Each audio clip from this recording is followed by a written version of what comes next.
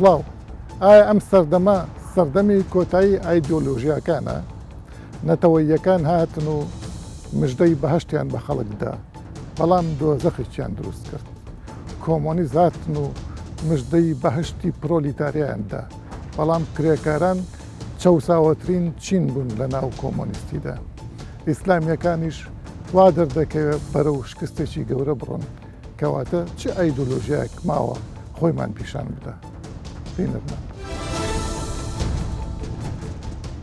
لە سەرەتای ئەم سەدەیە و بەتایبەتی دوای ساڵی 2000 ئەم بیرۆکەیە بە تەواوی پەرەی پێدرا کە ئیدی سەردەمی ئایدۆلۆژیا و بیر و باوەڕە گشتیەکان کۆتایی پێهاتوە و مرۆڤایەتی چۆتە ناو قۆناغێکی نوێ کە چیتر خەڵک ئامادە نییە لە پێناو بیر و باوەڕەکانی خۆیدا ژیان و ئایندە بخاتە مەترسیەوە. ئایدۆلۆژیاکانی وەکو ئیشتراکیەت و ئیسلامی سیاسی و بزوتنەوە ڕادیکالەکان چیتر ناتوانن خەڵک ڕێک بخەن و لە ڕووی سیاسیەوە ئامادەیان بکەن و سوودیان لێوەربگرن. لە دوای هەڵبژارنەکانی ئەم جارەی پەرلەمانی عێراق یەکێک لەو خاڵەی سەرنجی توێژەرانی ڕاکێشاوە ئەوەیە کە حیزبە مەزهەبی و ئیسلامگەرا و ئایدۆلۆژیاکان بە ڕێژەیەکی بەرچاو دەنگەکانیان دابەزیوە و چیتر گوتاری ڕاگەیاندن و دروشم نابێتە هۆی ئەوەی خەڵک بڕوا بە بەرنامە و پرۆژە سیاسیەکانیان بکات. چونکە کاتێک گوتاری سیاسی تەنیا لە چوارچەوەی ڕاگەاندندا بمێنێتەوە و هیچ کاتێ بە شێوەیەکی کردەیی لەسەر ئەرزی واقع جێبەجێ نەکرێت ئەوە ڕازگۆی خۆی لەدەست دەدات. بەڵام لە بەرامبەریشدا ئەم پرسیارە دێتە ئارا کایە ئەم گۆڕانکاریە لە تێڕوانینی هاوڵاتیان بەمانەی گۆڕانی خەڵک نییە بۆ کۆمەڵێک کەس کە تەنیا بیر لەلایەنی ئابووری و ژیانی ڕۆژانەی خۆیان دەکەنەوە کە هیچ جۆرە خەم و نیگەرانیەکی بواریگشتیان نییە و ئیدی هەمووان بە دوای سوود و قازانجی مادیدا وێڵن. لە هەڵبژاردنەکانی ئەم جارەی عێراق و کوردستاندا بۆمان دەرکەوت کە کۆمەڵگەی عێراقی بە گشتی تووڕێ کەواتە کۆمەڵگە دەنگ نادا بە ئایدۆلۆژیاکان بەڵکو دەنگ دەدا بەو کەسەی کە مژدەی خۆشی باتێ نان و ئاو و ئاسایشی بۆ دابین بکە. ئەم دیاردەیە چ لە کوردستان چ لە عێراق قابینرا. ئایا ئەمە بۆچی دەگەڕێتەوە؟ دەتوانین بڵین کۆمەڵگەی عێراقی و کوردستانی بە گشتی بەرە و هۆشیارێکی کۆمەڵایەتی و سیاسی ڕۆیشتون یاخود بەهۆی بەشداری نەکردنی کۆمەڵێکی زۆری خەڵکەوە کە دەگاتە لە 16 ئەو دیاردەیە دەردەکەوێت.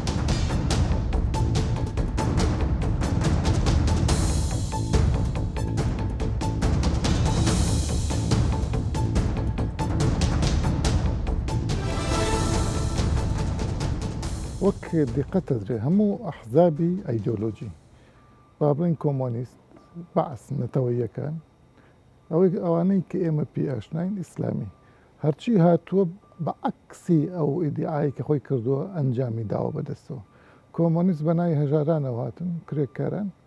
ئەوان کرێکاران قوڕکرا بەسەریان لەژێر سەری ئەوانە تا ئێستاش لە چینە هەمان حاڵ هەیە ینی لەگەڵ ئەوشە کە ئابووری چینی بۆ تا ئابوورێکی سەرمایەداری بەعس قەومیەت هێر لە ناوبرد پێتوانێ ئیسلامیەکانیش هەمان کاریان کردوێ ئەنی ئەوەی کە بۆی هاتن هەمووی پوکایە خوان هیچیان نەکرد لەو دیعانێکی کرد ئەمە بۆ وایە ینی ئەوەندەی من خوێندە بێتمەوە ئەوەنێشی لە تەمەن مادیومە ئەوە ئەم ساڵ 6 ساڵ تەواو ئەەکەم هەتا تا ئێستا حیزبی ئایدۆلۆجی لە عێراقا دروست نەبوو بە کورد و هەر لە دنیای شەرق شەدانی نییە وجودی نییە بۆ هۆکاری سەرەکیشی چییە؟ ئەم حیزب عادەتەن میکانیزمە بۆ گەیشتن بە دەسەڵات. گەیشتن بە دەسەڵات لەم شەرقی ئەوسەتا بە شێوازە دیموکراسیەکەی هێشتا یەک بست هەنگاوی حەقیقی نەناوە.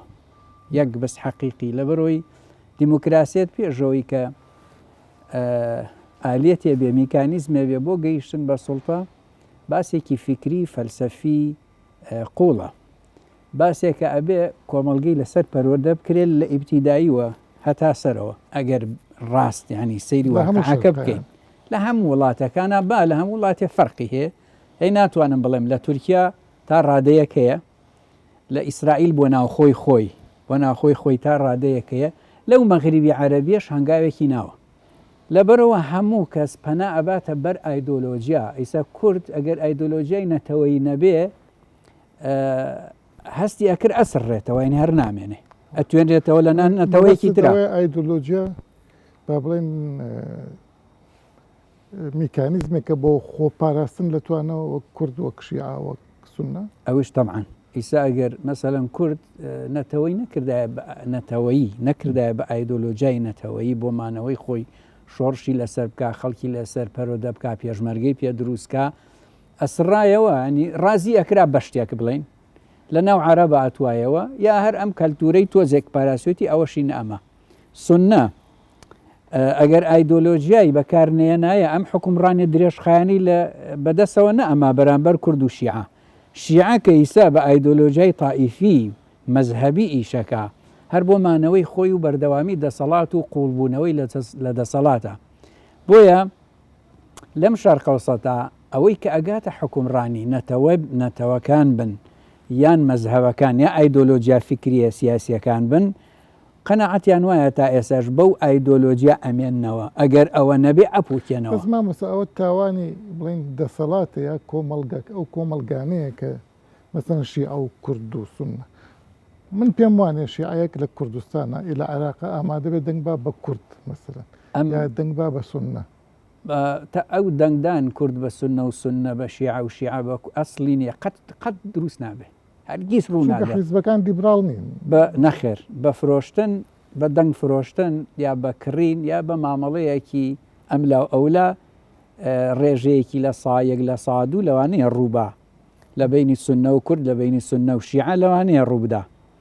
بەڵام بڵێ ئەمە میلەتێکە دەنگ ئەدا کێشەی نییە دەنگەدا بە کۆمەڵە حیزبی شیعی یا سوننی مستحیلە یا شیعە دەنگەدا بە سوننە یا کورد شتی وا ڕوو نادا و لە انتخاباتەکانی ئەم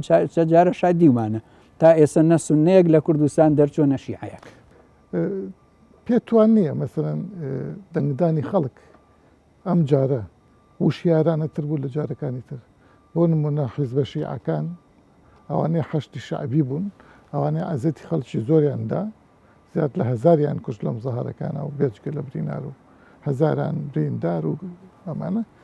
ئەوانە دەنگیان نهێنا لە 1970 هێنا لە کاتێکە سەدر کە ئەزانەیە یاری بکە 73 کورسی دێنێ ئەتوانین بڵێن ئەم ئینتیخابات ئەم هەڵبژاردنە هەندێک جیاوازی هەبوو لەوانی تر یەکێک لە جیاوازیەکانەوەیە کە زۆرینەی خەڵکی عێراق دەنگی نەدا زۆرینەی ئەوە خاڵی یەکەمی جیاوازی ئەم هەڵبژاردنە بوو خاڵی دووەمی بریتە لە چه حیزبێک هاتە پێش ئەبێ ئەو قسە لەسەر ئەوە بکەین ئەوانە سەرکەوتن کە دوو خاڵی قووەتیان هەبوو یەکیان تەکنیک و لێزانین کوێ هەڵەبژێرن کێ هەڵەبژێرن لەکوێ دایەنێن دووەمیان ئەوانەی کە یا تەنزیمیان هەبوو یا وەلایان هەبوو یعنی وەلاییەکانی سەدر لەگەڵ تەنزیمەکانی ئەو لایەنانە ئەم جارە ئەوانە هاتنە پێش بۆ نمونە سوننە ئەم جارە بۆ یەکەم جارە باش خۆی ڕێخست وەکو سوننە نەک وەکو حیزبی فڵان و فیسار باش خۆی ڕێخست تەماعیان کردبوو ئەوەی کە لە بەغداوە پلانی سوننەکان ئەوە بوو ئەبێ ئەم جارە لە مەنتیقە سوننیەکان بەگشتی و لە بەغدا بە تایبەتی ئەبێت دەنگ و ڕەنگیان هەبێ بۆ قۆناغێکی ئینتیقالی سوننە لە عێراقا و جێگەی دەستیشان دیارە هۆشیاری عەفوەن بۆ هۆشیاریەکەش خاڵێکی تری هۆشیاری ئەمەیان زیاتر لە ناو شیعەکان هەبوو تشرینیەکان توانیان 30 کورسی بگەێنە پەرلەمان ئەو تشرینیانە ئەوانن کە هیچ حیزبێکی ئایدۆلۆژی و تائیفی شیعیان قبول نییە بە هەمووی بەپی ئەو ڕاپرسیانەی لە عێراقا کراوە زۆرینەی گەنجەکانن لە ئاستی شیعی عێراقا لە بەغا تا بەسڕە و ئەوە ئاماژەیەکە بەوەی کە جارێکی تر گەنجی شیعی عێراق حیزبی ئایدۆلۆژی مەزهەبگەرای سڵتەوی قبول نییە بەس خۆ با بڵین سەدر ئایدۆلۆژی و مقدەسیشە هەمی بەس ئەو 73 کورسی هێن بەڵێ سەدر ئەگەر جوان سەیری ئاماژەت پێکرد خۆت جوان سەیری واقعەکە بکەیت لە بینی خراپ و خراپترە خەڵک خراپی هەڵبژارد لە خراپتر ئەوانن کە دەسەڵاتیان 7 ساڵە بەدەسەوەیە و جگە لە ماڵکاولی بۆ عێراق بۆ شیعە بە تایبەت هیچیان نەکرد چونکو شیعەکان دێنە هەولێر هەر شیعە دێت هەولێر یا کە ئەچێتەوە بۆ بەغدا ئەڵێ لانی کەم گەندەڵیش ئەکەن دزیش ئەکەن وەکو هەولێری لێ بکەن نیوەی بخۆن کورە ڕبعێکیمان بۆ بکەن یەن وا ئەڵێن ئەمە چی ئەگەێنێەوە ئەگەێنێ ئەو دەسەڵاتداری کە شیعە بووە لە عێراقا هیچی بۆ شیعی عێراق نەکردووە ئەوە هیچ بۆ عێراقی نەکردووە، بۆ شیعەکەشی بۆ نەجەفی نەکردووە، بۆ کەربەلای نەکردووە، بۆ بەسڕەی نەکردووە کە زۆرینەی بوجێ عێراق لە بەسرا دروستە بێ لە ئاوی شیرینەوە نیەتی تا هیچ خەدەماتێک. بۆیە بەڵام سەدر هات لە سەدر چی کرد؟ نقطەی قوەی سەدر چی بوو؟ سەدر 3 مانگ پێش ئینتیخابات تقریبا زیاتریش بڕیاریە بەشداری نەکە. بۆچی؟ 7 کورسی دانابوو بیهێنێ، ئەمە وەکو معلومات بە جەنابەت ئەڵێ 7 کورسی دانابوو لە استراتیجێتی خۆیە کە ئینتیخاباتی پێشوەخت بکرێ. دوایی بە بۆنەی گەندەڵیەکانی جەماعەتی سەدر لە وەزارەتی تەندروستی و لە وەزارەتی کارەبا و لە بانقی مەرکەزی ئەوە بوو ئەو مزاهرانە ڕوویدا و خەڵکێک کوژرا و خەستەخانەکان سووتێنران زۆری لێکەوتەوە. لە کۆتاییە قەناعەتیان بە سەدر کرد تۆ 35 کورسی زیاتر نایەنی، یا ئەبێ داهێنانێ بکەی لە حملەی ئینتیخابی مەجالیتیانە. هەرچۆن بوو یاریەکەی زۆر جوان کرد یا زۆر جوان بۆیان ڕێک خست. ئەوەی ئەو توانی بیکە هیچ حیزبێکی سیاسی لە عێراقان نەیزانی و نەیتوانی بیکە. اینجا ئەو تەماعی کردبوو دووشت ئیشارەتی بۆ 3 شت ئەکرد. یەکەم ئیشارەتیە کرد کە ئەبێ مەرجعیەت لە ئاخیرا بۆ ئەو بێ ڕئیسی وزەرا ئەو دایبنێ دژی تەطبیعیشە. تەعەن بە تەطبیعەکە عاتیفەی ڕاکێشە بە دوانەکەی تر تەماعی دروستە کرد. بابینەوە کوردستان جۆرێک لە مفارقات ئەبینی. بۆ نمونە حکوومەتی هەرێم بمانەوە نەمانەوە زۆربەی جونکە هەستیارەکانی بەدەست پارتی دیموکراتی کوردستانە، کەچی پارتی دیموکراتی کوردستان دەنگەکانی پارز دەبێتەوە لە 25 کورسیەوە بۆ 33 کورسی. یەکێتی نیشتیمانی کوردستان دا ئەبەزێ یەک کۆمەڵ کە مفاجعەی ئینتیخابات بوو زۆر خراپ دا ئەبەزێ یەک گرتوو کە کەس تەسەوری ناکرد لە 2 کورسی زیاتر بێنێ 4 کورسی هێنێ. پارتی لە چاو تەریخ و حکومڕانی و هەموو پاوەرەکانی بەدەسەوەی هەموو قووەتەکانی بەدەسەوەیە، ینی مالە هێزە پارەیە هەمووی بەدەسەوەی لە چاو ئەوە زۆر نییە، لە چاو حیزبەکانی تراز باش خۆی یەکێتیش ئەوانەیە بەدەستە هەموو ئەو یەکێتی جیاوازە کاک سۆران یەکێتی بۆیە هەشتی بێنایە، یەکێتی تا ئیسا 3-4 سەر و قیادەی هەیە، یەکێتی تەفرەقەی تێکەوتووە، یەکێتی لە ناوە نەخۆشە، یەکێتی 7 پارچەی تری لێبووەتەوە، لەبەرەوە یەکێتی 16 هێشتا زیاوە بەم حاڵی کە ئیسە یەکێتی هەیەتی.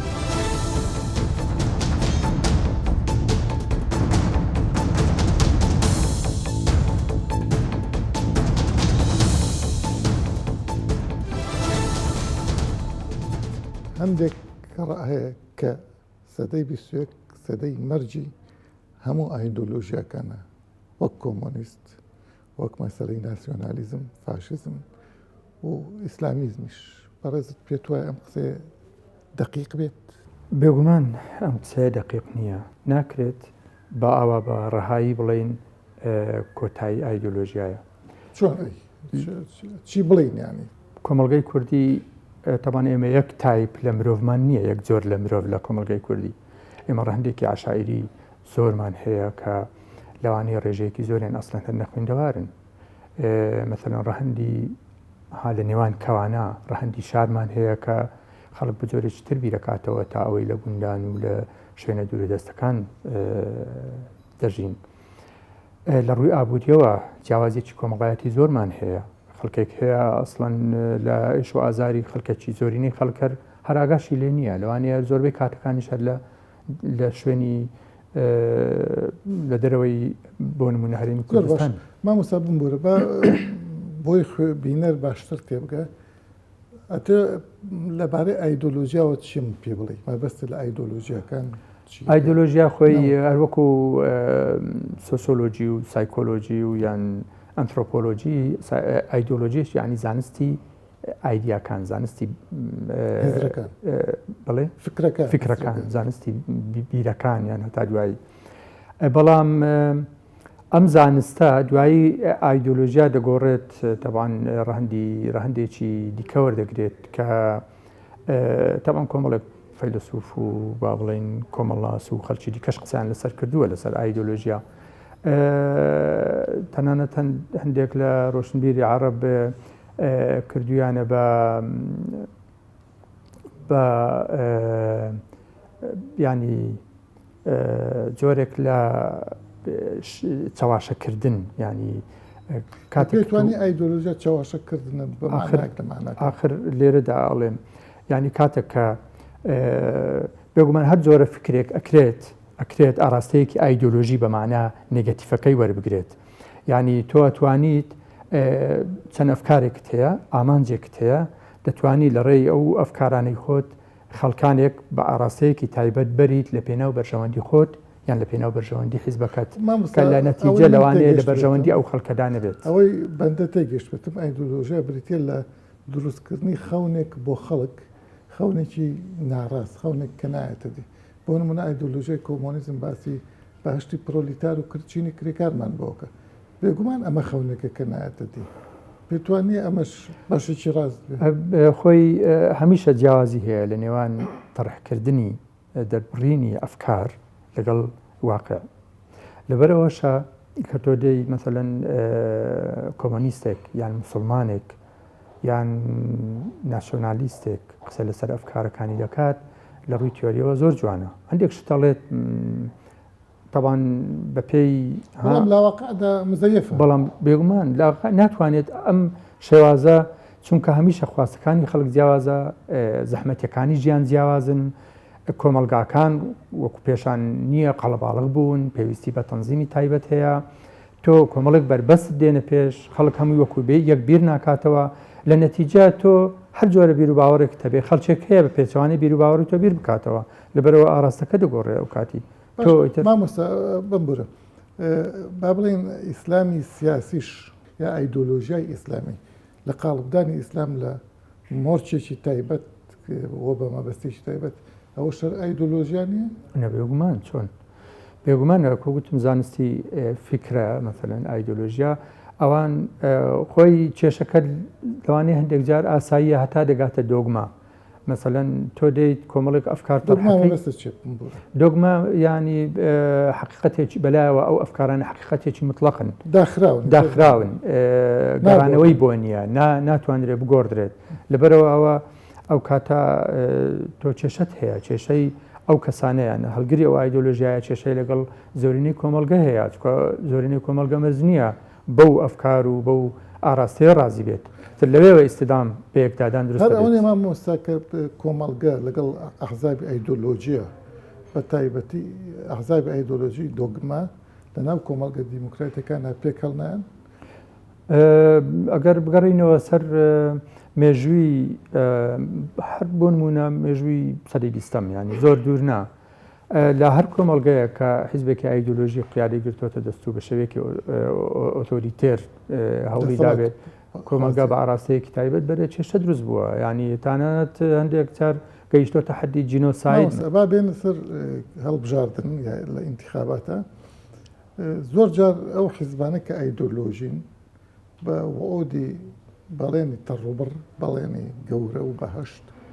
دەنگێنن بەس ئەوەی تێبینی کراودایی شکستێکی گەورە ئەهێنن ئەوە ئەگەر لە دەوڵەتێکی دیموکراسیە بێ ئەوە ناگەێنە کار بەڕاستی ئایدۆلۆژیا شکستێناوە بێگومان دەزانی چۆنە تۆ دەتوانی بۆ نمونە دەورەیەک 4 ساڵ فێڵ لە خەڵک بکەیت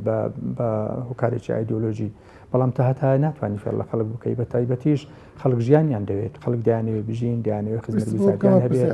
دایانەوێت ڕێخستن هەبێت دایانەوێت ئایندەی کۆمەلگای خۆیان بزانن کۆمەلگا بەرەو کوێ برێت کۆمەڵک لەو شتانە هەن لەبەرەوە تۆ توانی ماوەیەک فێڵیان لێ بکەیت بەڵام بۆ هەتا ناتوانانی فێڵیان لێ بکەیت ئیتر خەڵکیش بەگشتی ڕاستە مەفەلەن تۆ کۆمەڵێک ئاسی جیاوازتەن لە کۆمەلگا بەڵام خەڵک بەگشتی گەمژەنین خەڵک بەرژەوەندی خۆیان حساباتی خۆیان بەوردی ئەکەن بینینە کە ئەوەی کە ئێستا زۆر ئایدۆلۆژی بێت تقریبان ئیسلامیەکانە نانێتتر ئایدۆلۆژیایەکی دیاریکراویان نەماوە بە تایبەتی پارتی و یەکێتی یانە ئیسلامیەکان لە قۆزاخەیەکە لەوە زیاتر ناکەن ئەوە وەکو مەبەستمە قسەی بەڕستی پێتوانیە کە تەنیا ئەوان ئەم بڵین ئەم فیئەیە کە دەنگێن بە ئیسلامی ئەوانن کە لە ترسی خوا لە ترسی جەهەنەم دەنگێن ئەوەی تر دەنگا بە خواردن وەکو باس کرد بە ئازادی بە بژێوی خۆی پێم وایە ڕوتی ئیسلامی لە کوردستان بە شێوەیەکی ئۆتۆماتیکی تەحجیم بووە. یعنی خەڵک مسلمانە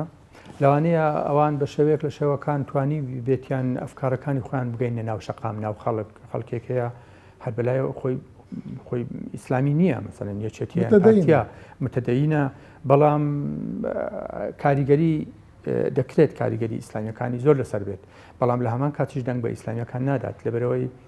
ینی بە لە ماوەی ئەو 40-50 ساڵ ڕابردوو حەدینیەکەی لێ وەرەگرێن نەک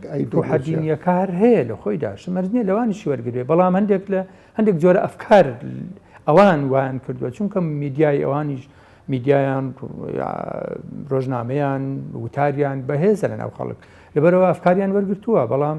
پێم مەسەلەی دینداری خۆ خەڵکی کوردستان هەر دیندار بووە بە پێچوانەوە پێم وایە بەر لە ئیسلامی سیاسی دینداریەکە زۆر بەریتر بووە لەوەی ئەمڕۆکە ینی مخابن ئەوڕۆ بەڕاستی ئەمە هەر کێشەیەکە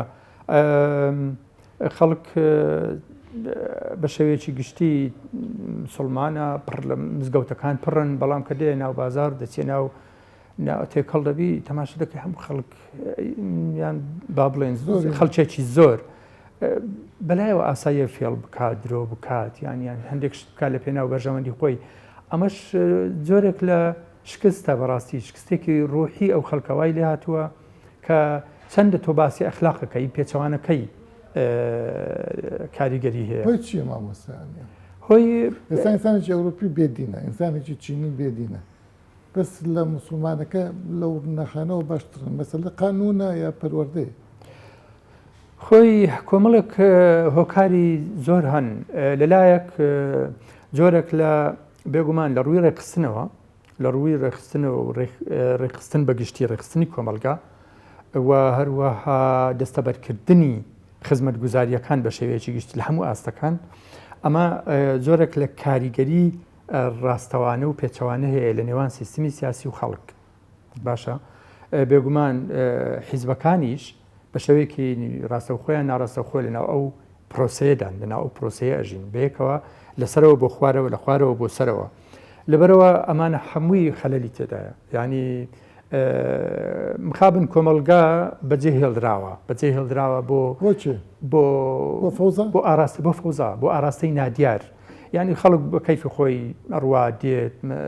ینی تەماشا بکە لە سەر شەقام خەڵک ئەوەی کە جێبەجێ ناکات قانونە سیارە داژوات مەسەڵەن جێبەجێ ناکات قانون جێبەجێ ناکات ڕێنمایەکان جێبەجێ ناکات ئەمانە هەموو ینی شتێکی تریش هەیە نابێت لە بیرمان بچێت کۆمەلگای کوردی کۆمەلگای دوای جەنگە کۆمەلگای کوردی بە کۆمەڵێک جەنجی جیاوازەوە جەنجی نێوان عێراق و ئێران پاش جەنگ لە دوای ڕاپەڕین هەمووی چەند ساڵێکی نەبر شەڕی ناو خۆ هۆکارێکی زۆر جەرگ بڕ بوو بۆ ئەوەی بێگومان بەر لە جەنجیش تۆ لە بیرمان نەچێت بە هەزاران گوندی گوندەواری بە تەواوەتی بەتاڵ کرا خەڵک بە شێوەیەکی هەڕەمەچی لە ئوردوگا زۆرەملەکان کۆکرایەوە یعنی گەشەکردنی کۆمەلگای کوردی گەشەکردنێکی نائاسایی ناسروشتیە لە کۆتاییدا وا دەردەکەوێت کە ئایدۆلۆژیاکان بە هەموو ڕەنگ و شەبەنگەکانیانەوە بەرەو کۆتایی بچن ئێستا خەڵک بە شوێن ژیان و ماندا دەگەڕێت نەوەک بە شوێن ئایدۆلۆژیادا